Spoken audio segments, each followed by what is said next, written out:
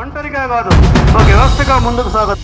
ఒక ఉపాధ్యాయునిపై ఒక వ్యక్తిపై దాడి మాత్రమే కాదు, విద్యను అందించితే సురక్షిత వాతావరణానికి విద్యార్థికి సంస్కారం, పాఠశాలలో భద్రత, ఇవన్నీ మన సమాజానికి మంచి భవిష్యత్తుని ఆశిస్తూ నా గౌరవమే మా హరికి ధన్యవాదాలు తెలుపుకుంటున్నాను.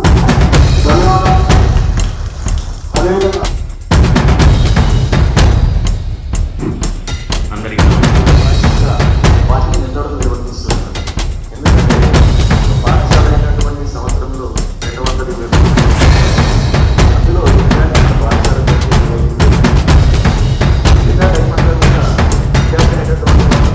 ఇదే కదా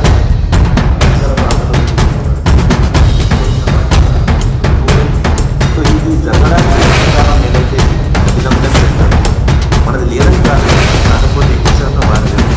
అదేవిధంగా ఉపాధ్యాయులు ముఖ్యంగా కరెస్పాండెంట్ తర్వాత ప్రిన్సిపాల్ కాదు. ఎందుకంటే మాకు మొత్తం పాఠశాలలో ఉన్నటువంటి అందరి విద్యార్థుల మీద మాకు అవగాహన ఉండదు.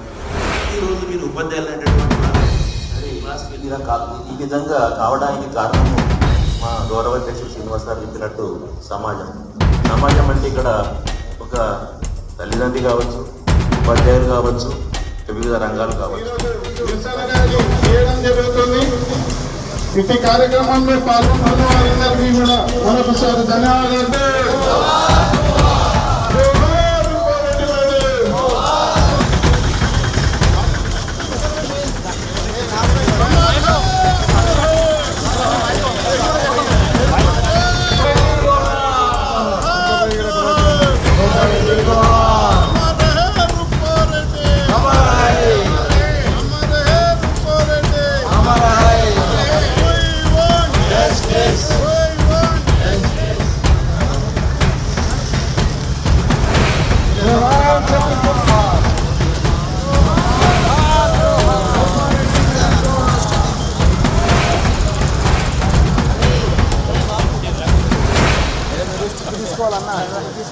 ఏమున్నది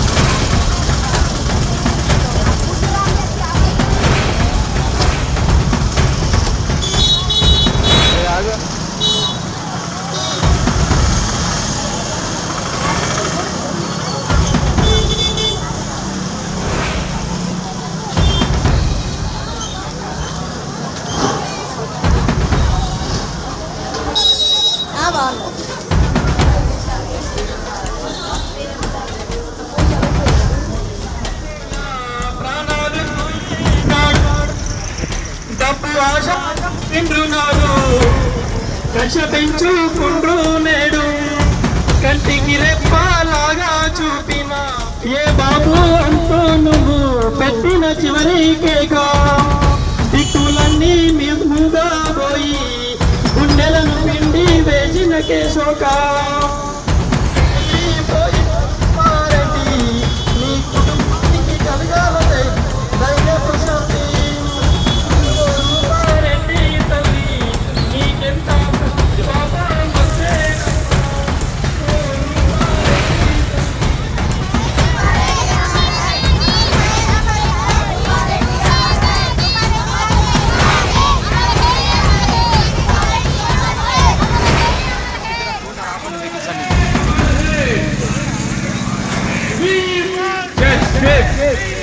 Justice! We want justice! We want justice! We want justice! We want justice! We want justice! We want justice! अमर है हमारे मैडम अमर है हमारे मैडम अमर है हमारे मैडम अमर है We want justice! We want justice!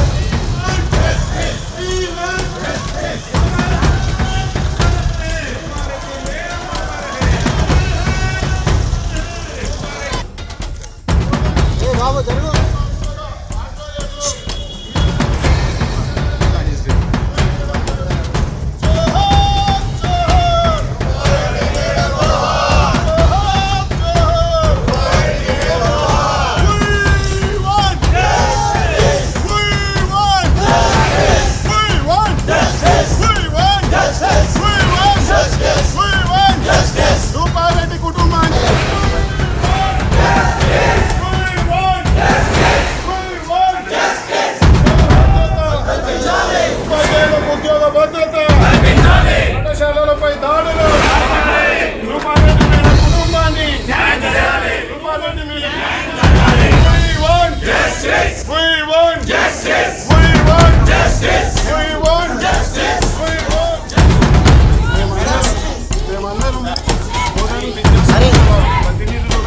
మీ బిడ్డకు వచ్చాను మేడం. నల్గొండ ఒక ఉపాధ్యాయురాలు దానిలో ఇంటికి పట్టణంలో ఉన్నటువంటి అన్ని విద్యా సంస్థల ఆధ్వర్యంలో మా పాఠశాలలో పనిచేసే ఉపాధ్యాయులు పాఠశాలల్లో మీద మా పాఠశాలలకు కూడా వారిపై అధికారులకు మా కోసం తగిన చర్యలు తీసుకుంటారని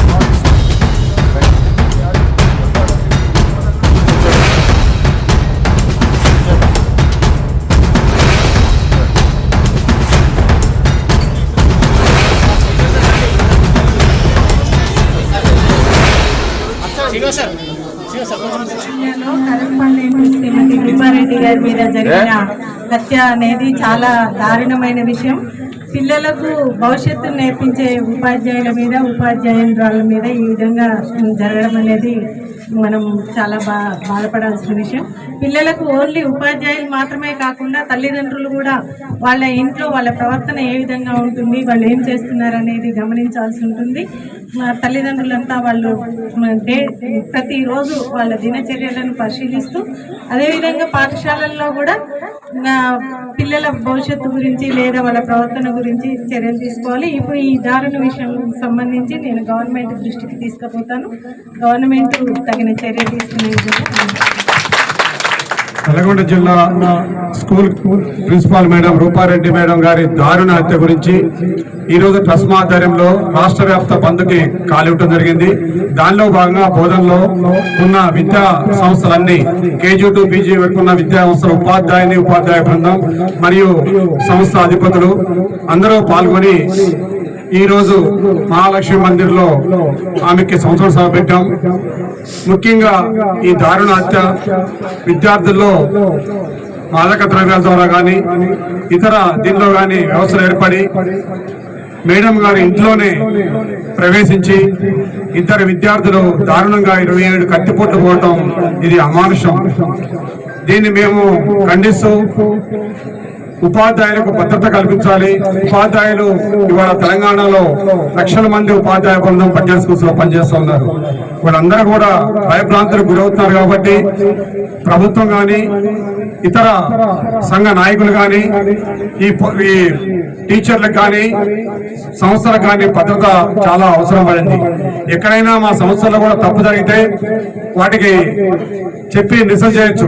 కానీ కొంతమంది తల్లిదండ్రులు కానీ ఎక్కడైనా విద్యా సంస్థలో టీచరు చిన్న మందరించినా కానీ ఏమైనా ఇబ్బంది పెట్టినా కానీ టీచర్స్ పిలిచి ఆ పిల్లోడి ముందరే విద్యార్థుల ముందర టీచర్స్ ని దుర్భాషార్థంతో ఈ రోజు ఇలాంటి మానసిక సమస్యలు స్టార్ట్ అయినాయి. విద్యార్థికి భరోసా కలుగుతుంది, మా నాన్న ఉన్నాడు, సంఘంలో అందరూ ఉన్నారని. కాబట్టి టీచరు ఏం చేస్తుంది, టీచర్ యొక్క తన పిల్లల్ని కూడా వదులుకొని క్లాసులో టీచర్లకు మంచి జరగాలి, వాళ్ళ సంఘంలో మంచి పెరగాలి, వాళ్ళ సంఘంలో మంచి భవిష్యత్తు ఉండాలని చెప్పి వాళ్ళ కుటుంబాన్ని వదులుకొని పిల్లల కోసం ఎంతో కష్టపడతా ఉంది. అలాంటి 28 సంవత్సరాలు ఆ స్కూల్లో కష్టపడ్డ మేడం అదే స్కూల్లో 10వ తరగతి చదువుతున్న విద్యార్థుల ద్వారా దారుణ హత్యకి గురవడంతో యావత్ తెలంగాణ యావత్ భారతదేశం అంతా కూడా దిగ్భ్రాంతికి గురైంది. కాబట్టి పిల్లల యొక్క దుర్బుద్ధి ఇట్లాంటిది పోవాలంటే ప్రభుత్వం మరి మా పాఠశాల యాజమాన్యాలు సంఘాలు అందరూ కూడా దీని మీద తగిన చర్యలు తీసుకుంటూ వాళ్ళకి ఎలాంటి విద్యను బోధించాలి, ఎలా మోటివేషన్ చేయాలనే దాని మీద కూడా మేము కూడా మా పాఠశాల టీచర్లు చెప్పాం. మేము కూడా దాన్ని పాటిస్తూ వాళ్ళలో ఉన్న యొక్క మానసిక వ్యాధిని పోగొట్టాలి. ఒకవేళ గంజాయి తాగితే కానీ ఈ మాదక ద్రవ్యాలు తీసుకుంటే ఏమవుతుంది, వాళ్ళ కుటుంబం ఎలాంటి చిన్నభిన్నంగా అయిపోతుందని చెప్పి చేయాల్సిన అవసరం ఉంది. దీని గురించి ఈ రోజు మనం చూస్తే మన సాయి చైతన్య సిపి గారు ఈ నార్కోటిక్స్ మీద ఈ డ్రగ్స్ మీద మన ఏసీపీ శ్రీనివాస్ సార్ గారు మన వెంకటనారాయణ సిఐ గారు కూడా అనేక స్కూల్స్ లో అనేక క్లాసులు పెడతా ఉన్నారు. కాబట్టి మేము కూడా విద్యా సంస్థలు ఇంకా ఎక్కువగా దీన్ని పెట్టి ముఖ్యంగా పాత్రికేయ మిత్రులు దీన్ని విస్తృతంగా ప్రకటించి విద్యా వ్యవస్థని మన బోధనలో ఉన్న విద్యా వ్యవస్థలు తెలంగాణలో ఉన్న బడ్జెట్ స్కూల్స్ ని రక్షించాల్సిన అవసరం ఉంది. కాబట్టి మీ అందరి సహాయ సహకారాలతో ఈ రోజు ఆర్డీఓ మేడం గారికి వినతిపత్రం ఇచ్చాం. మేడం గారు భరోసా ఇస్తూ ప్రభుత్వానికి నివేదిస్తా ఉన్నారు. కాబట్టి ఆర్డీఓ మేడం గారికి మా విద్యా సంస్థలకు ముఖ్యంగా చెప్తున్నాం. ముఖ్యంగా మా టౌన్ ప్రెసిడెంట్ హరికృష్ణ ఆర్ఎస్లు కష్టపడి ఈ ప్రైవేట్ విద్యా సంస్థల బాగు కోసం తన యొక్క పనులు కూడా వదులుకొని చేస్తున్నాడు. కాబట్టి హరికృష్ణకి మరియు మా సహచార కరెస్పాండెంట్ మిత్రులకి అందరికీ కూడా వచ్చిన ఉపాధ్యాయుని బృందాన్ని, ఎందుకంటే మనం ఇప్పుడు చూస్తే మీరు ఉపాధ్యాయ బృందం మొత్తం మహిళలే పనిచేస్తూ ఉన్నారు. 70% స్కూల్స్ లో మహిళా ఉపాధ్యాయులు ఉన్నారు. కాబట్టి వాళ్ళ కుటుంబంలో కానీ వాళ్ళకి కానీ భద్రత కావాలని కోరుతున్నారు. కాబట్టి దీని మీద ఈ రోజు మేము ప్రత్యేకంగా తెలంగాణలో ఉన్న ఆ రాష్ట్ర బడ్జెట్ స్కూల్స్ అన్ని కూడా ఈ రోజు చాలా భరోసా కోసం మేము ముందరికి వచ్చాం. కాబట్టి భరోసా కల్పిస్తారని ముందు కూడా సహాయ సహకారం అందిస్తారని ప్రభుత్వం కోరుకుంటూ ఈ అవకాశం ఇచ్చిన పెద్దలందరికీ ముఖ్యంగా పాత్రికేయ మిత్రులందరికీ కూడా మనస్ఫూర్తిగా నమస్కరిస్తున్నాం. Thank you very much. రాష్ట్ర ప్రభుత్వం ప్రస్మా ఆధ్వర్యంలో రాష్ట్ర వ్యాప్త బంద్కు పిలుపునివ్వడం జరిగింది. కానీ తెలంగాణ రాష్ట్రంలోని ఒక బోధన్ డివిజన్లోనే అన్ని రకాల పాఠశాలలు, జూనియర్ కళాశాలలు, వృత్తి విద్యా కళాశాలలు, బీఈడి కళాశాలలు, డిగ్రీ కళాశాలలు అన్నీ మాకు బంద్కు సహకరిస్తూ ఈరోజు సుమారు 1000 మంది ఉపాధ్యాయులతో ఈరోజు బోధనలో నిరసన ర్యాలీ కార్యక్రమాన్ని నిర్వహించి ఈరోజు ఆర్డీఓ మేడం గారికి వినతి పత్రం ఇవ్వడం జరిగింది. మా ప్రధాన డిమాండ్లు ఉపాధ్యాయులకు భద్రత కల్పించాలి, విద్యా సంస్థల్లో జరుగుతున్నటువంటి దాడులను అరికట్టాలి, తల్లిదండ్రులు కూడా విద్యార్థుల క్షేమాన్ని ఆలోచించాలి. ఒక తరగతి గదిలో ఒక విద్యార్థి యొక్క అభివృద్ధిని కాంక్షించేది ఒక ఉపాధ్యాయుడే. అటువంటి ఉపాధ్యాయుడికి ఉద్యోగ భద్రత, భవిష్యత్తు గురించి భరోసా ఇవ్వాలని చెప్పి మేము సుమారు ఒక 10 డిమాండ్లతో కూడినటువంటి వినతి పత్రాన్ని ఈరోజు ఆర్డీఓ మేడం గారికి అందించడం జరిగింది.